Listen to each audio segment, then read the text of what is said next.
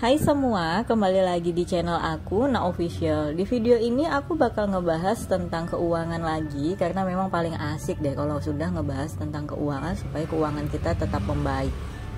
Di sini yang bakal aku bahas itu apa aja sih kebiasaan-kebiasaan yang perlu kita terapkan di kehidupan sehari-hari supaya keuangan kita itu bisa stabil, nggak morat-marit, bahkan bisa membaik. So, teman-teman ikutin video aku sampai habis ya.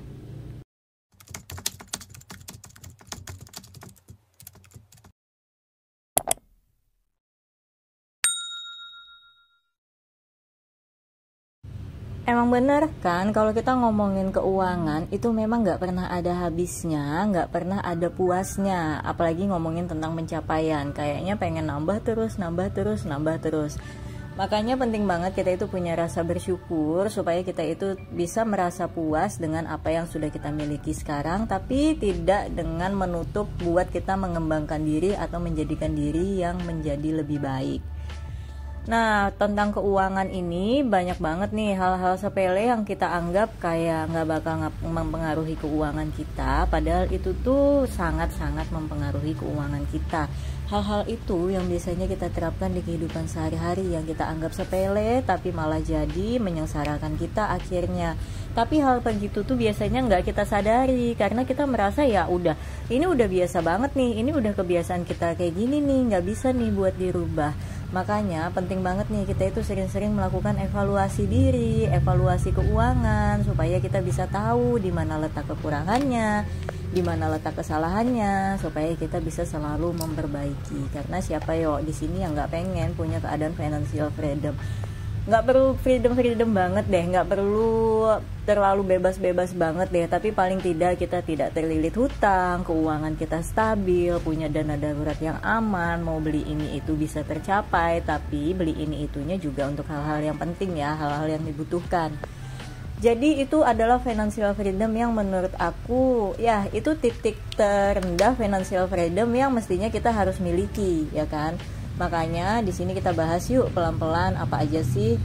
Nah, untuk yang pertama nih, kita itu harus menghindari membeli apapun di luar perencanaan. Nah, ini maaf banget nih penjabarannya, itu aku nggak ke video ternyata, atau videonya hilang kayaknya deh, karena aku tuh abis ngebersihin memori ternyata pada kosong kayak gitu.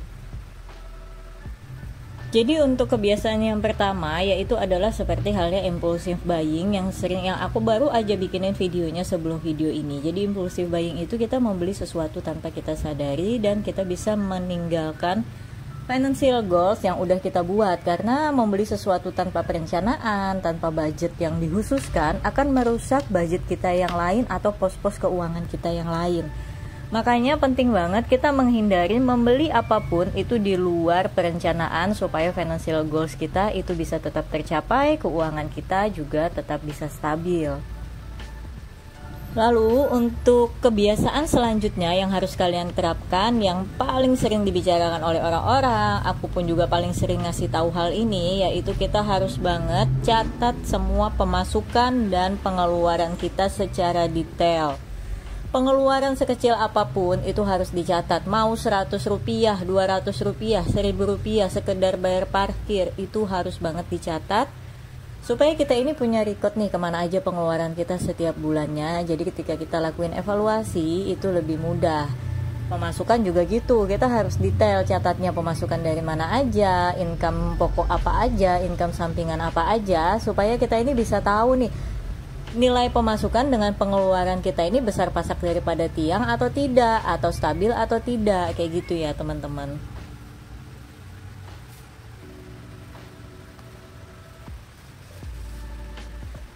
Selain itu juga dengan adanya catatan seperti itu, kita ini jadi bisa betul-betul mengetahui kondisi keuangan kita secara nyata atau secara real. Jadi bukan cuma diandai-andai aja, bukan cuma dikira-kira aja. Dengan adanya pengetahuan tentang keuangan kita secara nyata, maka kita punya saat waktu yang tepat untuk mengerem keuangan kita jika memang dibutuhkan.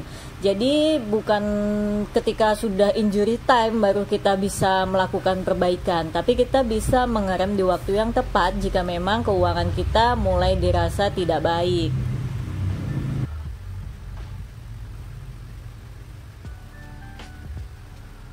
Lalu untuk tips yang ketiga, yaitu tips yang paling klasik, yaitu adalah lakukanlah, terapkanlah budaya menabung. Mungkin dari zaman kita masih kecil, dari zaman dulu orang tua kita juga udah sering banget kan ngajarin kita untuk menabung. Mungkin kalau di zaman dulu kita diajarin dengan celengan-celengan yang bentuknya lucu, supaya kita jadi lebih happy nih nabung setiap hari. Atau zaman kita sekolah sering ada uang kas di sekolah, tabungan rutin di sekolah. Itu adalah budaya-budaya menabung yang sebenarnya ditanamkan sedari kita kecil supaya itu menjadi suatu kebiasaan hingga kita dewasa. Nah, tapi jika kalian nonton video aku ini kalian udah dewasa pastinya ya kan, makanya kalian mulai nih sisihkan pendapatan kalian setiap bulannya itu minimal di angka 5-10% dari pendapatan bulanan kalian atau pendapatan harian kalian. Kalau kalian ingin menyisihkan uang untuk tabungan, lakukanlah di awal, jangan di akhir. Karena kalau memang kalian menyisihkan untuk sisa, itu biasanya jarang ada yang bersisa. Makanya mending kita tentukan nih persentasenya berapa setiap kali kita mau nabung. Jadi kita udah ada alokasi posnya khusus untuk dana tabungan kita. Karena ya nggak bisa dipungkiri, tabungan itu memang penting banget ya teman-teman. Walaupun di zaman udah modern kayak gini, kita pasti penting banget punya dana tabungan.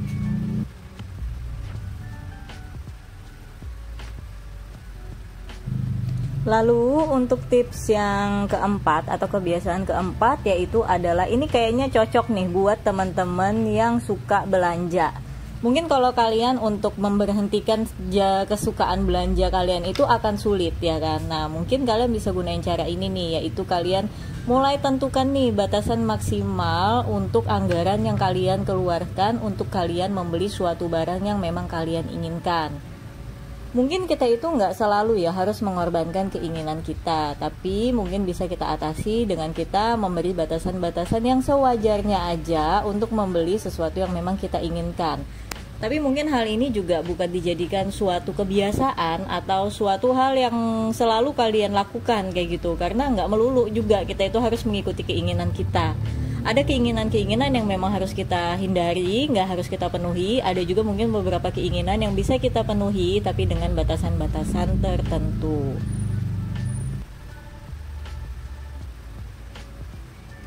Hal ini penting kalian lakukan supaya kalian itu tidak terlalu berlebihan mengeluarkan uang untuk berbelanja, atau istilahnya itu biasa disebut dengan overspend.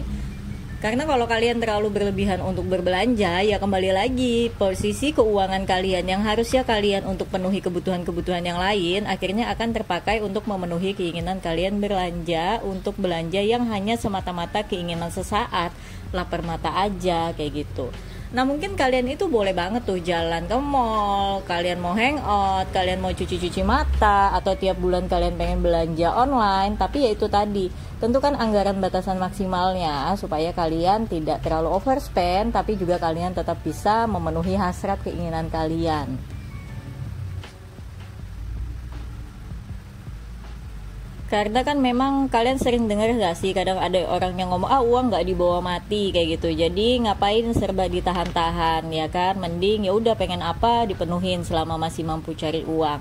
Sebetulnya memang uang itu gak dibawa mati, tapi gak ada uang kita bisa mati ya kan. Makanya yang ini aku bilang tadi, penting banget kita itu punya anggaran-anggaran khusus supaya kita ini tetap bisa memenuhi keinginan kita yang memang menurut kita masih wajar, tapi juga kita juga tidak menjadi boros kayak gitu. Kita tetap punya tabungan, pos-pos keuangan yang lain tetap terpenuhi, dan juga keinginan kita juga terpenuhi. Jadi istilahnya win-win solution lah ya kan.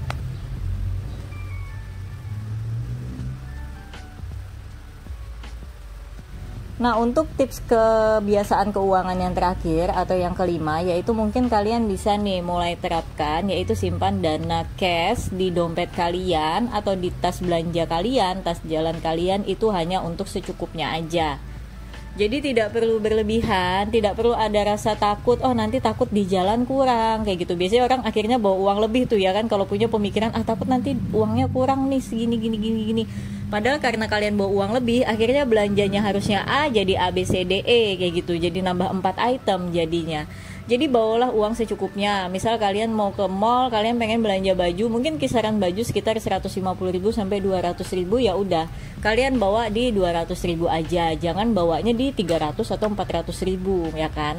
Jadi kalian mungkin bisa mengerti lah ya anggaran atau budget yang memang kalian mau gunakan untuk membeli suatu barang itu berapa.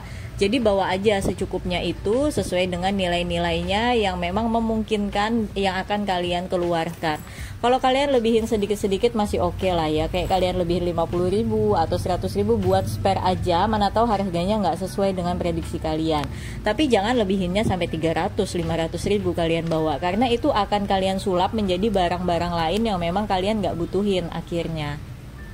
Jadi dengan jumlah uang yang sedikit di dompet kalian, itu bisa membuat kalian lebih menahan keinginan untuk berbelanja. Tapi kalau bisa sih debitnya ditinggal, kartu kreditnya ditinggal. Karena kalau kalian gak bawa uang cash tapi itu semua kalian bawa, wah itu juga bahaya tuh, bisa kalian gestun nanti semuanya. Nah, mungkin ini ya 5 kebiasaan keuangan yang bisa kalian terapkan sehari-hari. Terlihat sepele, tapi sebetulnya dia bisa menghasilkan sesuatu yang besar kalau memang kalian bisa terapkan ini secara konsisten. Karena kalau kalian terapkan cuma sesekali aja, mungkin hasilnya nggak akan terasa. Tapi kalau kalian konsisten nih, mulai terapkan di kehidupan sehari-hari kalian, itu bakal jadi terasa nih, keuangan kalian bakal lebih terarah, lebih terkontrol, semuanya bisa terpenuhi, tidak ada penderitaan psikis kalian dan juga tidak ada penderitaan finansial kalian. Jadi semuanya balance teman-teman. Makanya penting banget nih kita itu semakin hari semakin memperbanyak pengetahuan-pengetahuan tentang keuangan supaya kita ini mencapai finansial yang sesuai dengan keinginan kita. Tidak ada lagi keluhan-keluhan tentang uang, tidak lagi keluhan-keluhan tentang pendapatan, pemasukan, pengeluaran, tentang pencapaian sesuatu kayak gitu. Nah, mungkin video aku juga sampai di sini aja dulu. Semoga bisa bermanfaat buat teman-teman semua. Jangan pernah bosan nontonin video aku ya. Dan makasih yang udah nontonin sampai habis. Dan sampai ketemu di video yang lainnya. Bye-bye.